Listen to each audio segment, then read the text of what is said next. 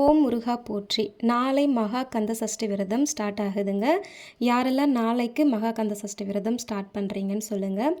அதுக்கப்புறம் பார்த்தீங்கன்னா நாளைக்கு காலையிலேயே அதிகாலையிலே முடிஞ்ச அளவுக்கு விரதத்தை ஸ்டார்ட் பண்ணிவிடுங்க, ரொம்ப நல்லது. முன்னாலேயே வீடெல்லாம் க்ளீன் பண்ணிவிட்டு பூஜை ரூமெல்லாம் க்ளீன் பண்ணிவிட்டு காலையில் முருகருக்கு படம் இருந்ததுன்னா தொடச்சி மஞ்சள் குங்குமம் இட்டுக்கலாம். முருகர் சிலையாக இருந்ததுன்னா நம்மளால் முடிஞ்ச ஒரு பொருளோ 3 பொருளோ 5 பொருளோ வச்சு அபிஷேகம் பண்ணி முருகரை அழகாக அலங்காரம் பண்ணி முருகர் முன்னாடி நெய் விட்டு தீபம் ஏற்றி வெத்தலை பாக்கு பழம் இல்லை பால் ஏதோ வச்சு நம்ம முருகருக்கு வழிபாடு ஆரம்பிச்சுக்கலாம்.